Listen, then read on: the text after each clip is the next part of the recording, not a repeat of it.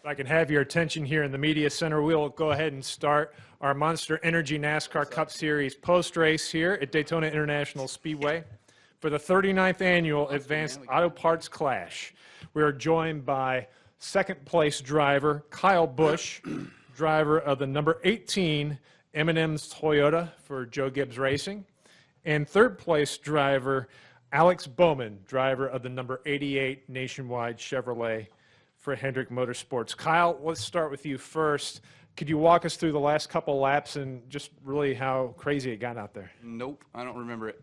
About the only thing I do remember, I guess, is when those guys all got sideways, I was expecting to just get collected there on the outside and didn't close my eyes, but I essentially was just holding on as tight as I could, like Days of Thunder, just gas it and hope you clear the smoke, right? But we made it through, and then down the backstretch, I saw the 22 had a big lead on us, so it kept growing too. For some reason, he had more momentum off the corner than I did, and I saw the 88 behind me and thought I had a shot with him if we could have got together a little bit better and him push me. We both could have got back up to the 22. I felt like he would have been a sitting duck, and we both could have raced for the win.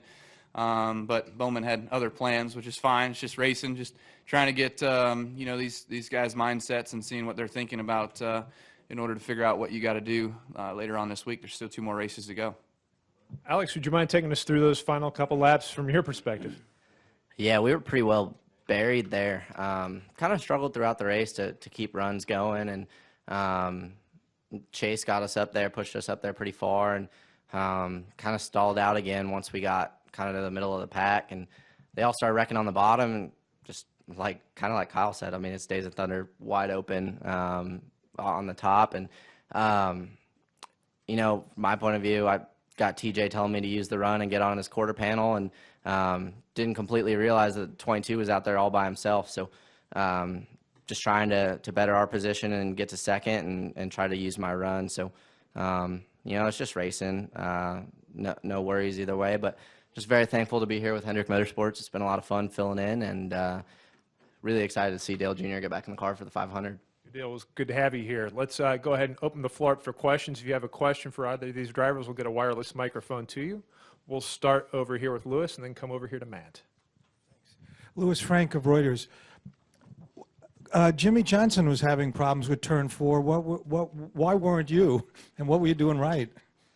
I think we all kind of struggled. You know, you set up for a night race, and then it becomes a day race. This place gets pretty slick, and it's a lot narrower than Talladega, and kind of just brings out some of the more some of your handling flaws. So Greg made great calls from on top of the box, got the car driving a lot better, and I thought after the first half of the race, we after that last stop, we got our car driving a lot better, and were able to hold on to it. Go next to Matt. Can we get a wireless microphone to Matt? Okay, any additional questions? Go next to Bruce. Bruce Martin with Speed Sport News and NationalSpeedsport.com. Did either of you just kind of see what was developing in front of you? Could you predict it before the 11 and the 2 got together? I don't think we can predict it, but certainly when the 2 and the 22 are together, they are fast. And you know, everybody would say that about the Gibbs group, but it seemed like we got torn apart. You know, Denny was leading, Suarez, Matt, myself. I was the last one, and I was trying to look up in my mirror and kind of protect a little bit against the 2 who had the 22 with them, and I tried to move up a little bit to keep some air from them helping us. And from that point, it just seemed like he just got to my outside like nothing, you know, and pulled me off, and then got to the next one of Matt and pulled Matt off, and you know, so he just kept going to the next guy with the 22 helping him. So those guys certainly have a ton of speed, but you know, it seemed like the Gibbs guys certainly had the camaraderie going, and we were trying to do what we needed to do to give ourselves an opportunity to have one of our cars win, and we didn't score that. So I think with the 2 getting onto the inside of the 11, I don't think you can't tell how fast guys are coming behind you when they're coming up. So you know, the 11 just didn't know that he had that kind of a run and was there and turned down across his nose. So it's the perspective that I pretty much think happened. I haven't seen it obviously, but that's about it. Yeah, you know, it's kind of speedway racing. That stuff happens, right?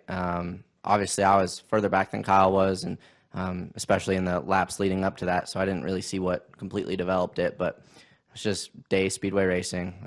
Stuff like that kind of happens. Okay, we're going to go next to Dinah and up front to Kenny. Alex Dinah Pulver with the News Journal. Are you a little bittersweet back here? Are you a little bittersweet coming out of the race today? What's your thought after finishing so well and going forward? Yeah, it's definitely a little bittersweet, but at the same time, it's been such an honor to drive this 88 car for Mr. Hendrick and Dale Jr. It's been so much fun. I feel like this race team's kind of some of my best friends.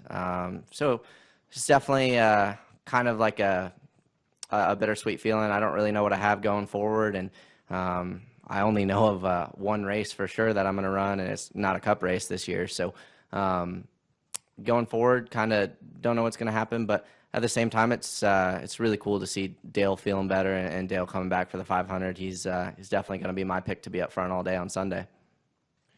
We're going to go to Kenny Bruce and then to Holly Kane. Kenny Bruce with NASCAR.com. Kyle, now that you've been in the draft and competition out there on the track, any concerns for you going forward as you prepare for the Daytona 500? Are you comfortable with what your car was doing in this race? I know you had practice in the 500 car yesterday. Yeah, no, I feel good. Everything as far as the 2018 Camry feels good. Feels like the guys all at Joe Gibbs Racing have done a great job building some really fast speedway cars. We had the fast cars last year. I feel like we got fast cars again this year thanks to JGR and Toyota. I'm looking forward to closing out this week today, I guess, and getting some qualifying laps in and seeing where we stack up in order to get ready for the duels next week. Holly K, NASCAR.com. Kyle, and this is sort of along those same lines, but is there something to be said for running this race in the daytime as you're going to have the 500? Can you get a little something extra out of that? Yeah, great point. I think it was certainly every race we run during speed weeks, it's almost a test session for the next one, you know, so having the opportunity to run in this shootout race was exactly what we were looking for at the Clash.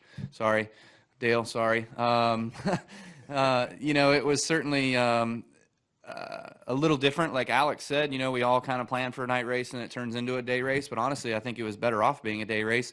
You know, I thought the excitement of the race was the same as if it was going to be a night race. I thought having the opportunity to kind of prepare and get ready for the duels, which then the duels will be another set of more cars out there to race against, and that'll get you prepared for then the full set of cars that you'll have on Sunday. So perfect scenarios that kind of led up to having this race during the day today. If anybody's listening, I thought the race today was awesome. Yeah, it was exciting from my point of view. Yeah, as well. I think we can cut a day out of the week if we want going forward, put this race on Sunday morning, and get people ready for qualifying in the afternoon. So that's my vote. Y'all push for it. Okay, good. Well, gentlemen, thanks for putting on a great show today, and good luck. Thanks. Thanks.